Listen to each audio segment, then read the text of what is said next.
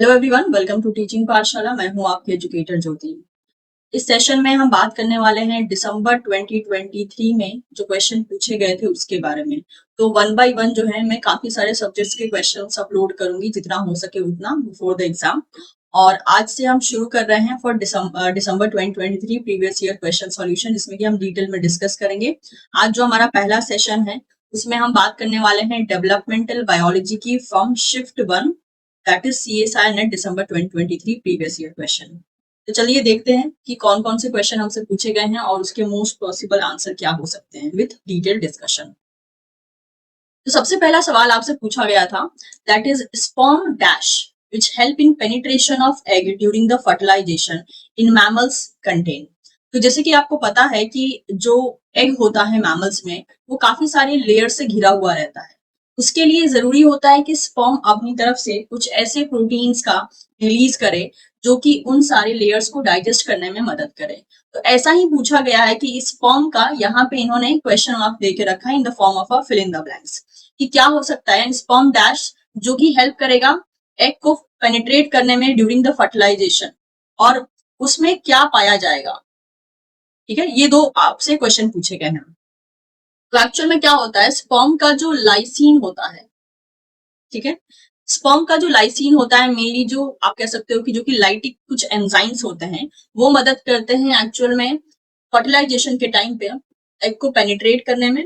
उसके बाद जो है वो स्पर्म जो है एग के अंदर एंट्री लेता है। तो जब हम लाइसीन की बात करते हैं ना, तो ऐसे बहुत से एंजाइम है जो कि लाइसीन के अंडर में चले आते हैं। ठीक है, तो हमारा जो पहला ऑप्शन हो गया यहाँ पे लाइसीन, उसमें जो है हायालुरोनिडेज हो सकता है। ठीक है, इसके अलावा एक्रोसिन हो सकता है। तो ये अगर देखा जाए तो हमारा पहला ऑप्शन हमको सही लग रहा है कि स्पर्म का जो लाइसीन होगा वो हेल्प करेगा एग को पेनिट्रेट करने में during the fertilization mainly in mammals. और इसमें जो है आपको हायालुरोनिडेज देखने को मिल सकता है जो कि एक्चुअल में क्या करता है, कोरोना रेडिएटा में जो हायालुरोनिक एसिड कनेक्टिविटी में मदद करते हैं और हायालुरोनिक एसिड को एक्चुअल में डाइजेस्ट करने का काम करता है। ठीक है, तो इस बेसिस पे अगर हम चलते हैं तो second, third and fourth option नहीं होगा। So that is what mention here, that after sperm bind to the ECM which is the vitelline coat, they undergo the ectosomal reaction which expose and partially release a lytic agent जिसे हम lysine कहते हैं। ये जो lysine होता है ये वाइटलाइन coat को एक तरीके से डाइजेस्ट करने का काम करता है ताकि स्पर्म पेनिट्रेट कर सके और एग के अंदर एंट्री ले सके। The whiteline coat sperm lysine is generally a protease। अगर हम नेचर बेसिस पे देखें तो ये जो लाइसीन होते हैं ये प्रोटीएज होते हैं नेचर में। ठीक है, और स्पर्म के अंदर जो लाइसीन होता है उसके अंदर हायालुरोनिडेज हो सकता है। इसके अलावा एक्रोसिन भी देखा गया है कि एक्रोसिन भी हो सकता है। ठीक है, तो ये यहाँ पे हमारा आंसर हो गया, दैट इज फर्स्ट। अगला सवाल है, which one of the following statement regarding the developmental potential of the cell in the embryo is incorrect. कौन सा स्टेटमेंट इनकरेक्ट है यहाँ पे बोला गया है। पहला है, the cells of a 4 cell stage mouse embryo are totipotent. Yes, in fact 4 to 8 cell अगर आप गिलबर्ट में देखते हैं तो साफ साफ मेंशन है कि जाइगोट जो है ये ओनली मतलब one and only totipotent cell देखा जाता है। लेकिन अगर हम डेवलपमेंट की बात करें तो 4 से 8 सेल स्टेज तक के जो सेल्स होते हैं वो भी टोटिपोटेंट की तरह काम कर सकते हैं। ठीक है, टोटिपोटेंट का मतलब होता है ऐसे सेल जिनके पास टोटल पोटेंसी है सब कुछ बनाने की, यानी कंप्लीट ऑर्गेनिज्म वो बना सकते हैं। नेक्स्ट है, the cells of inner cell mass of the mouse blastocyst it differentiate into trophectoderm, mesoderm and endoderm. तो बाकी सब तो ठीक है लेकिन ये ट्रोफोएक्टोडर्म नहीं होगा। राइट, अगर यहाँ पे एक्टोडर्म दिया होता तो ज्यादा बेटर होता, क्योंकि ICM से जो है हमको एक्चुअल में मेसोडर्म, एंडोडर्म, एक्टोडर्म मिलता है, ट्रोफोएक्टोडर्म नहीं मिलता है। आपसे इनकरेक्ट पूछा गया था, सेकेंड ऑप्शन ही इनकरेक्ट लग रहा है। अगला है, spermatogonial stem cell in the testis are unipotent. Yes, in fact जो एग होता है फीमेल में वो भी यूनिपोटेंट होता है, यानी वो एक टाइप के सेल को ओरिजिनेट कर रहे हैं, उनको हम कहते हैं यूनिपोटेंट। स्पर्मेटोगोनिया जो होता है वो मेल में एक तरीके से यूनिपोटेंट सेल माना जाता है। अगला है, haematopoietic stem cell which can differentiate into blood cell are the multipotent. Exactly, ऐसे हिमाटोपोइटिक स्टेम सेल जो आगे चल के ब्लड सेल में खुद को चेंज करेंगे उन्हें हम मल्टीपोटेंट नेचर का मानते हैं। तो ये अगर देखा जाए तो ये भी सही बोला गया है। तो आपसे इनकरेक्ट पूछा गया था, सेकंड यहाँ पे इनकरेक्ट हो जाता है। तो जैसे कि आप देख सकते हैं, the only totipotent cell in mammals is zygote. In mammals, only the fertilized egg and the first 4 to 8 cell are totipotent. इसका मतलब होता है that they can generate both embryonic lineage, जिसमें कि germ cell चले आते हैं, उसी germ cell में उसी germ cell में मेसोडर्म, एंडोडर्म एंड एक्टोडर्म चले आते हैं, और साथ ही साथ एक्स्ट्रा एम्ब्रियोनिक लीनिएज भी बनाएगा, जिसमें कि प्लेसेंटा, एमनियन, एलिंटॉइस, यॉर्क सैक चलेगा। जैसे कि आप देख सकते हैं, ये रहा ब्लास्टोसिस्ट, ये रहा आईसीएम, राइट। आईसीएम से जब हम आगे फर्दर डेवलपमेंट देखते हैं तो एपीब्लास्ट फॉर्म होगा, एपीब्लास्ट से हमको एम्ब्रियोनिक एपीब्लास्ट मिलेगा, एम्ब्रियोनिक एपीब्लास्ट से हमको प्रिमिटिव स्ट्रीक मिलेगा, राइट। और एम्ब्रियोनिक एपीब्लास्ट से हमको एक्टोडर्म मिलेगा प्रिमिटिव, और उसके बाद एंडोडर्म, प्रिमिटिव स्ट्रीक से अगर देखा जाए तो एंडोडर्म मिलेगा एज वेल एज मेसोडर्म मिलेगा, राइट। तो इस तरीके से अगर हम देखें तो हमें समझ में आ रहा है कि हमें जो है आईसीएम से ये तीनों जर्म लेयर मिलते हैं। ट्रोफोब्लास्ट यहाँ पे एक तरीके से, जो यहाँ पे ट्रोफो एक्टोडर्म जो इन्होंने बोला था वो यहाँ पे नहीं। अगला सवाल है, which one of the following floral homeotic gene is transcribed in all 4 whorls during the flower development. तो फ्लावर डेवलपमेंट के टाइम पे हमको पता है कि A, B, C major classes of gene होती है जो हमको देखने को मिलता है, जिसमें कि अगर फर्स्ट रोल में देखा जाए तो ए एक्सप्रेस करता है, सेकेंड रोल में ए प्लस बी एक्सप्रेस करते हैं, थर्ड रोल में जो है सी प्लस बी एक्सप्रेस करते हैं, एंड फोर्थ रोल में अकेला सी एक्सप्रेस करता है, राइट। अब जो ऑप्शन दिए गए हैं that is AP1, AP2, AP3, PI agamous, जिसमें से AP1 एंड AP2 जो है ए क्लास जीन है, ये बी क्लास जीन है और ये सी क्लास जीन है। लेकिन सवाल क्या पूछ दिया है कि कौन सा ऐसा जीन है जो कि सारे ही रोल में देखने को मिलता है। तो हमको पता है कि सारे ही रोल में प्रोटीन लेवल पे हमको क्लास ई जीन देखने को मिलता है, राइट। लेकिन ऐसा ऑप्शन इन्होंने यहाँ दिया नहीं है। अब इसको अगर थोड़ा सा आप डिटेल में देखना चाहें तो होता क्या है कि जो एपिटाला 2 है, ठीक है, हमको पता है कि एपिटाला 2 क्लास ए से बिलोंग करता है, तो एपिटाला 2 एक्चुअल में AP2 जो है क्लास 1 रोल 1 में एंड रोल 2 में एक्सप्रेस करता है एज अ प्रोटीन।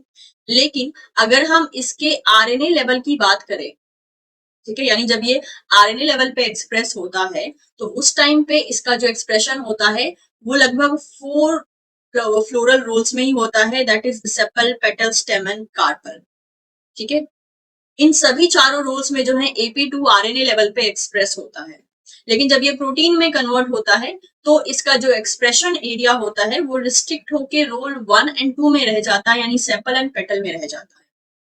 तो होता क्या है कि जब ये प्रोटीन लेवल पे लेटर डेवलपमेंटल फेज में एक्सप्रेस करता है तो MIR 172 यानी कि माइक्रो RNA 172 जो है ये इसे नेगेटिवली रेगुलेट कर देता है रोल 3rd एंड 4th में। इसीलिए रोल 3rd एंड 4th में जो है AP2 प्रोटीन फॉर्म में एक्सप्रेस ना करके रोल 1 एंड 2 में एक्सप्रेस करता है in the form of a protein.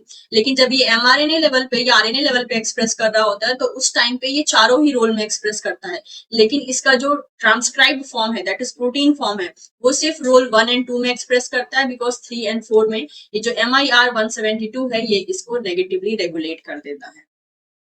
तो इस हिसाब से चलते हैं तो हमारा आंसर यहाँ पे हो जाएगा दैट इज सेकंड।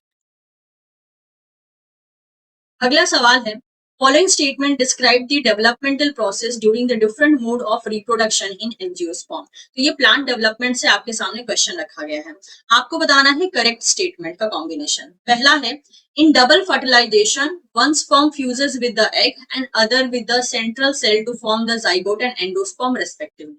बिल्कुल सही है। आपको पता होगा कि जैसे ही पॉलन ट्यूब से जो सबसे पहले मेल गैमेट होता है जब एंट्री लेता है तो उस टाइम पे मेल गैमेट में जो है डिवीजन शुरू होता है और वो 1 से 2 हो जाते हैं, जिनमें से एक मेल गैमेट जो है एक्चुअल में जाकर किससे फ्यूज करता है, यानी एक स्पर्म किससे फ्यूज करता है, एग से, और जो दूसरा स्पर्म होता है वो सेंट्रल सेल से फ्यूज करता है, जिसकी वजह से आप कह सकते हो कि जो स्पर्म का फ्यूजन एग से होता है उसकी वजह से जाइगोट बनता है, यानी 2n का केस बनता है। लेकिन जो दूसरा स्पर्म है उसका फ्यूजन सेंट्रल सेल से बनता है जो कि एक तरीके से 3n केस बनाता है, और ये एंडोस्पर्म बनता है जो कि न्यूट्रिटिव वैल्यू रखता है डेवलपिंग आगे चल के जब डेवलपमेंट होगा उस टाइम के लिए। तो ये अगर स्टेटमेंट देखा जाए तो बिल्कुल सही बोला है। अगला है स्पोरोफाइटिक एपोमिक्सिस। एपोमिक्सिस आपको पता होना चाहिए क्या है। एपोमिक्सिस होता है एक तरीके से एसेक्सुअल सीड फॉर्मेशन का तरीका, जिसमें जिसमें कि एसेक्सुअली सीड का फॉर्मेशन होता है, और इस तरीके से होता है कि जो उस सीड से जो प्लांट फॉर्म होगा वो प्लांट बिल्कुल अपने मैटरनल का क्लोन होगा। ठीक है। स्पोरोफाइटिक एपोमिक्सिस में मेनली जो सोमैटिक सेल होते हैं वो डायरेक्टली एम्ब्रियो को फॉर्म करते हैं। तो सवाल में बोला गया है कि स्पोरोफाइटिक एपोमिक्सिस में जो डिप्लॉइड सेल हो, they will give rise to the next generation thereby maintaining the maternal genotype। exactly। तो ये स्टेटमेंट देखा जाए तो ये भी ट्रू बोला गया है। अगला है in gametophytic apomixis a reduced cell egg cell form apomitic embryo through the parthenogenesis। तो गैमेटोफाइटिक एपोमिक्सिस में एक्चुअल में अनरिड्यूस्ड एम्ब्रियो सैक एक्चुअल में डेवलप करता है, ना कि रिड्यूस्ड एग सेल। इस वजह से ये स्टेटमेंट गलत हो गया। लास्ट है in pseudogamy the functional endosperm is formed without fertilisation. But इसमें क्या होता है कि सूडोगैमी में जो है फर्टिलाइजेशन का इवेंट देखा जाता है। इसमें एक तरीके से आप कह सकते हो कि एग को एक्टिवेट होने के लिए स्पर्म से कांटेक्ट लेना पड़ता है, जिस वजह से हम ये कह सकते हैं कि ये विदाउट फर्टिलाइजेशन, तो हम इसे डायरेक्टली कंसिडर नहीं कर सकते। तो इस वजह से देखा जाए तो ए और बी यहाँ पे सही हो जाते हैं, दैट इज फर्स्ट ऑप्शन यहाँ सही हो जाता है। अगला सवाल है several extra cellular mechanism lead to the intracellular changes to regulate the stem cell behaviour during the development. Based on this which one of the following statement is not true. बहुत से एक्स्ट्रा सेलुलर यानी cell के बाहर चलने वाले mechanism cell के अंदर चलने वाले मैकेनिज्म को रेगुलेट करते हैं। उससे रिलेटेड यहाँ कुछ स्टेटमेंट दिए गए हैं, आपको बताना है कौन सा सही नहीं। पहला है structural and addition factor in the extracellular matrix support cellular architecture of stem cell niche. ये स्टेटमेंट बिल्कुल सही बोला गया है। स्ट्रक्चरल और जो एडहेशन फैक्टर होते हैं जो एक मतलब कि सेल्स को आपस में एडहेर करने में मदद करते हैं, मेनली जो एक्स्ट्रासेलुलर मैट्रिक्स में प्रेजेंट होते हैं, एक्चुअल में सेल के आर्किटेक्चर को मेंटेन करते हैं और स्टेम सेल के नीश को प्रॉपर ढंग से सपोर्ट करते हैं। ये सही बोला गया है। अगला है different pattern of chromatin accessibility influence the gene expression related to the stem cell behaviour. ये भी बिल्कुल सही बोला। यहाँ देखिए, ये मैंने गिलबर्ट का ही यहाँ स्क्रीनशॉट लेके रखा है। देखिए, एपिजेनेटिक रेगुलेशन जब होता है तो ये जो है क्रोमेटिन लेवल पे होता है। इसमें जैसे बोला गया है different pattern of chromatin accessibility, जैसे कि हो गया स्टोन का मॉडिफिकेशन, ये इन्फ्लुएंस करता है gene expression related to the stem cell behaviour. और अगर आप देखो तो यही स्टेटमेंट साफ साफ एज इट इज पूछ दिया गया है। ये स्टेटमेंट भी ट्रू है। अगला है partitioning of cytoplasmic determinant distribute factors determining cell fate evenly into the daughter cell during the asymmetric division। तो ये एसिमेट्रिक डिवीजन के टाइम पे नहीं होगा, ये सिमेट्रिक डिवीजन के टाइम पे होगा। क्योंकि अगर मान लीजिए इवनली कोई चीज डिवाइड हो रही है तो that should be come that should come under the symmetric division, जहाँ पे बराबरी का डिवीजन होता है। एसिमेट्रिक डिवीजन में तो फिर इवनली डिस्ट्रीब्यूट नहीं हो सकता ना कोई भी साइटोप्लाज्मिक डिटरमिनेंट। तो इस बेसिस पे चला जाए तो ये गलत देके रखा है। अगला है secreted protein from the surrounding cell by autocrine, paracrine और juxtacrine mechanism often maintain stem cell in an uncommitted state. तो देखा जाए तो बहुत से ऐसे सिक्रीटेड प्रोटीन होते हैं जिसमें कि कुछ ऑटोक्राइन फैक्टर आते हैं, पैराक्राइन फैक्टर आते हैं, जक्स्टाक्राइन, एंडोक्राइन सिग्नलिंग, ये सब मिलकर एक्चुअल में स्टेम सेल को उसके अनकमिटेड स्टेट में रखते हैं ताकि वो अपनी डिवीजन प्रॉपर्टी मेंटेन रखे और सेल्फ रिन्यूअल प्रॉपर्टी मेंटेन रखे। ये देखा जाए तो ये स्टेटमेंट भी सही बोला गया है। इस बेसिस पे चलते हैं तो हमारा थर्ड ऑप्शन हमको गलत लग रहा है, राइट। जैसे कि आप देख सकते हैं यहाँ पे सिंगल सेल एसिमेट्री है, राइट, और यहाँ पे पॉपुलेशन एसिमेट्री है जिसमें कि सिमेट्रिकल डिफरेंशिएशन हो रहा है कमिटेड सेल में, या फिर दो स्टेम सेल फॉर्म हो रहे हैं। तो यहाँ जो इन्होंने बोला है तो वो एसिमेट्रिक डिवीजन में नहीं होगा, इवनली डिस्ट्रीब्यूट होना है डॉटर सेल में, तो उसको सिमेट्रिक डिवीजन देंगे। ये क्या हो गया, ये हो गया। अगला क्वेश्चन है given below are statement about the development in different model organism. आपको बताना है करेक्ट कौन सा। पहला है xenopus egg has yolk and hence undergo meroblastic cleavage. तो इसमें मीरोब्लास्टिक क्लीवेज नहीं होता है, इसमें होलोब्लास्टिक क्लीवेज होता है। तो ये क्या हो गया, ये ए स्टेटमेंट गलत हो गया, यानी कि फर्स्ट एंड सेकंड इन्हीं दोनों में से कोई एक आंसर होगा। सॉरी, ट्रू पूछा है ना, तो फर्स्ट एंड सेकंड बोला जाए तो ये तो कभी सही नहीं होगा। अब या तो बी सही होगा या तो डी सही होगा। अगला बोला है एम्ब्रियोनिकली ट्रांसक्राइब्ड बीटा कैट। देखिए, आगे पढ़ने की बात अलग है, यहाँ पे एम्ब्रियोनिकली बोला है, राइट, जो कि क्या होगा, जो कि मैटरनल बेसिस पे हो सकता है। एम्ब्रियोनिकली यानी एम्ब्रियो का थोड़ी होता है, बोला है embryonically transcribe beta catenin in a blastomere of sea urchin embryo regulate the autonomous specification of the micromere. तो यहाँ पे एम्ब्रियोनिकली ट्रांसक्राइब नहीं होगा, मैटरनल बेसिस पे चलेगा। और दूसरा ये कि बीटा कैट का हमने हर जगह रोल देखा है कि वो स्पेसिफिकेशन में मदद करेगा, राइट। तो जब वो स्पेसिफिकेशन में मदद करता है तो ऑटोनोमस स्पेसिफिकेशन के लिए हमको पता है कि एक सेल के पास जो है अपना सीडी होना चाहिए, यानी साइटोप्लाज्मिक डिटर्मिनेंट होना चाहिए। अगर एक सेल के पास अपना साइटोप्लाज्मिक डिटर्मिनेंट है तो वो ऑटोनोमस डेवलपमेंट कर सकता है, और अदरवाइज अगर नहीं है तब वो कंडीशनली डेवलप करेगा। इस हिसाब से चलते हैं तो बीटा कैट एंड एम्ब्रियोनिक ये दोनों वर्ड के बेसिस पे ही जो है बीटा कैट का कंसेप्ट लगा के एंड एम्ब्रियोनिकली ट्रांसक्राइब का कंसेप्ट लगा के हम ये स्टेटमेंट को एक तरीके से कह सकते हैं कि गलत दे के रखा। तो यहाँ पे ए भी गलत हो गया, बी भी गलत हो गया, तो ये भी गलत हो गया, बच गया सी एंड डी, यानी हर हाल में आंसर सी एंड डी होने वाला है। बोला है the sodium pump activity in the trophoblast help in the formation of blastocoel of mammalian blastocyst. Yes, जो ब्लास्टोसील की कैविटी होती है, जब ब्लास्टोसिस्ट में ब्लास्टोसील की कैविटी बनती है तो उस टाइम पे सोडियम पंप की जो है एक तरीके से एक्टिविटी देखी जाती है। तो देखा जाए तो ये स्टेटमेंट ट्रू हो गया। अगला है prevention of tubal pregnancy is one of the major function of zona pellucida in human. Exactly, zona pellucida का काम होता है कि ट्यूबल प्रेगनेंसी को रोकना, क्योंकि जब तक जोना पेलुसिडा है तब तक जो है एक तरीके से इम्प्लांटेशन वगैरह का बेटर ढंग से नहीं होगा, जब तक कि सारा का सारा मॉडिफिकेशन ना हो जाए सेल का, राइट। तो सी एंड डी के बेसिस पे हम देखें तो हमारा करेक्ट आंसर हो जाता है। अगला काफी डायरेक्ट क्वेश्चन है, और ये क्वेश्चन जो है यूनिट 2 एंड यूनिट 5 दोनों को मिक्स करके दे दिया गया है, ठीक है, जिसे हम बोलते हैं इंटरकनेक्टेड यूनिट्स के क्वेश्चन। बोला है in C elegans PAR proteins segregate at the cell cortex in the zygote to establish a cell polarity. This is dependent on the regulation of cortical actin cytoskeleton by Rho A. And investigators sought to directly inhibit actin polymerization to analyze the impact of this inhibition on par proteins localization. Which one of the following chemical would be the most suitable? तो सीधी सी बात है, actin polymerisation को कौन रोक सकता है? चार option है आपके पास, दैट इज टेक्सॉल नहीं होगा, कॉल्चिसिन नहीं होगा, इसके बाद है आपके पास थर्ड ऑप्शन दैट इज तो लेट्रिक्यूलिन की अगर हम बात करते हैं तो ये एक्चुअल में पॉलीमराइजेशन को इनहिबिट कर सकता है। सो लेट्रिक्यूलिन को हम यहाँ पे सही आंसर कंसिडर करेंगे, एंड LY294002 ये भी नहीं होगा, तो we can go with the third option. अगला सवाल है यहाँ पे सेक्स डिटर्मिनेशन से, that is in mammals and Drosophila. Mechanism of primary sex determination is best known in the Drosophila and mammals. Given below are statement in regard to the sex determination in these two model system. आपको बताना है correct कौन सा होगा। पहला है in Drosophila the SRY gene product is present. It may block the beta catenin signaling along the SF1, activate the SOX9 gene. ये पूरा ही स्टेटमेंट गलत बोला है, क्योंकि ये सारा का सारा स्टेटमेंट जो है मैमेलियन सिस्टम का है। मैमेलियन सिस्टम में SRY जीन काम करता है।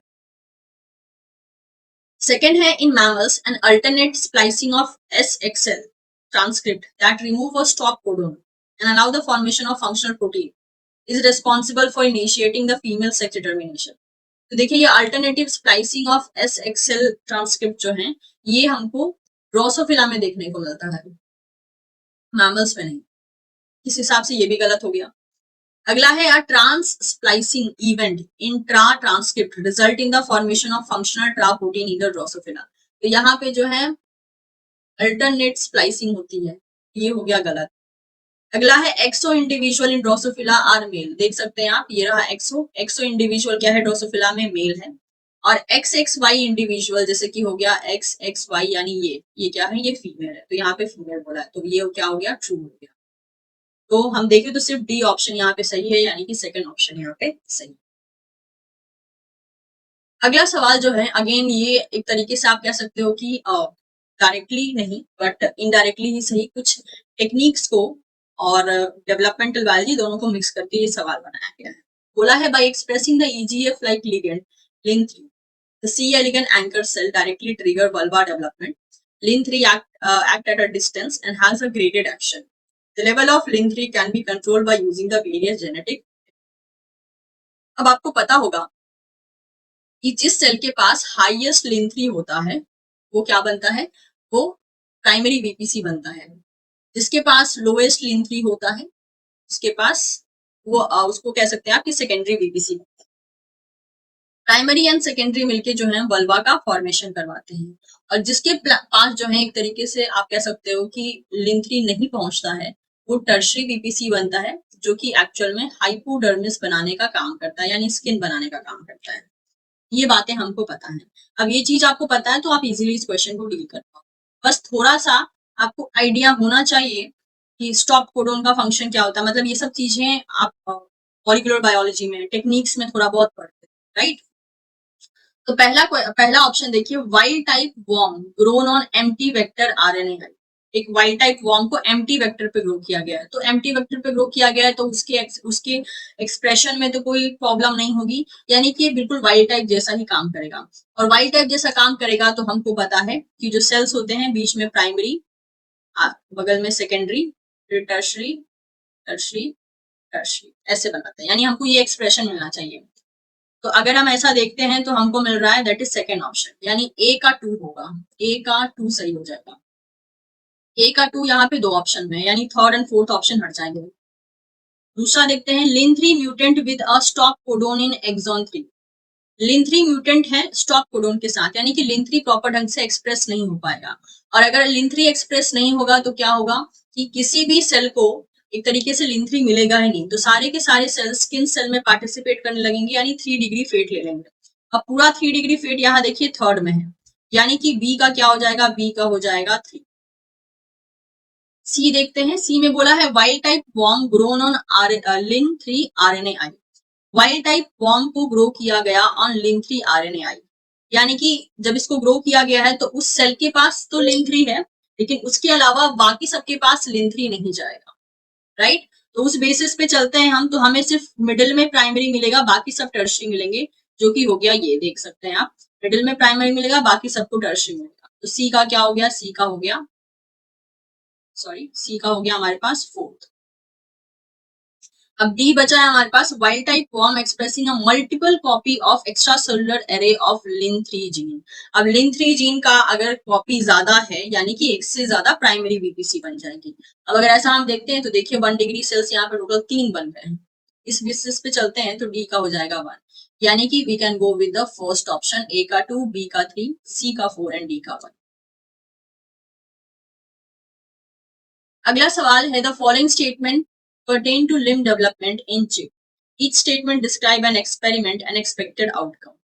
तो ये क्वेश्चन जो है एक तरीके से आप बोल सकते हो कि एक्सपेरिमेंटल पोर्शन से दिया गया है चिप डेवलपमेंट के।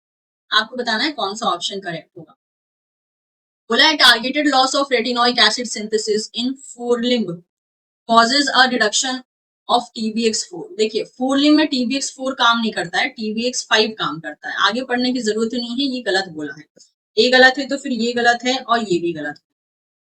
अगला देखिए, when FGF10 secreting beads are placed at a somatic cell level that induce the limb bud expressing TBX5 at the anterior and TBX4 at the posterior part, a chimeric limb can be formed. Exactly. In fact इस तरीके से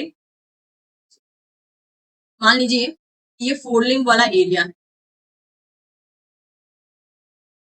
ठीक है, फोरलिम्ब वाला area है जो कि क्या कर रहा है, जो कि TBX5 को एक्सप्रेस करेगा, यहाँ से TBX4 एक्सप्रेस होगा, that is in hind limb area. और यहाँ पे अगर आप FGF बीट्स डाल देते हैं, FGF बीट्स,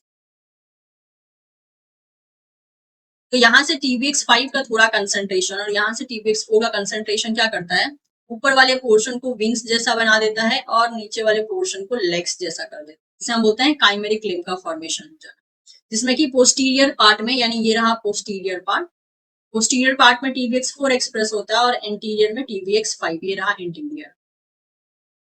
देखा जाए तो ये सही है। अगला है, constitutive activation of a FGF receptor result in the loss of forelimb field, demonstrating that expression of FGF8 function to inhibit forelimb development. Yes, ये जो है जब सोमाइटोजेनेसिस का केस होता है उस टाइम पे ये केस देखने को मिलता है। देख सकते हैं आप, जब गेन ऑफ फंक्शन हो जाता है FGF में डायरेक्टली एप्लीकेशन के द्वारा, या फिर आप FGF रिसेप्टर में डायरेक्टली उसको कंस्टिट्यूटिव तरीके से एक्टिवेट कर दे रहे हैं, उसकी वजह से क्या हो रहा है, there is loss of forelimb formation, right. Folding field ही लॉस हो जा रहा है, तो इसकी वजह से क्या होगा, फोल्डिंग का फॉर्मेशन रुक जाएगा। तो देखा जाए तो ये भी सही है। एक्चुअल में देखा जाए तो यहाँ पे इसका एक्यूरेट आंसर होगा 4, लेकिन मे बी कुछ बच्चों ने बी भी टिक किया होगा, जिसकी वजह से CSR का ऑफिशियल आंसर की 2 एंड 4 दोनों देके रखा है, लेकिन यहाँ एक्यूरेट आंसर होगा 4। ओके, तो इसके साथ हमने शिफ्ट 1 के जितने भी क्वेश्चन आए थे डेवलपमेंटल बायोलॉजी में, उसको हमने डील कर लिया। अगले सेशन में हम शिफ्ट 2 के डेवलपमेंटल बायोलॉजी के क्वेश्चन डील करेंगे, जो कि दिसंबर 2023 में पूछे गए हैं। अगर आपको मेरा एक्सप्लेनेशन और मेरी कोशिश पसंद आई हो, तो आप वीडियो को लाइक कर सकते हैं, इसे शेयर कर सकते हैं दोस्तों के साथ, and don't forget to subscribe Teaching Pathshala for more such video updates. Thank you so much everyone, will see you soon in the next session.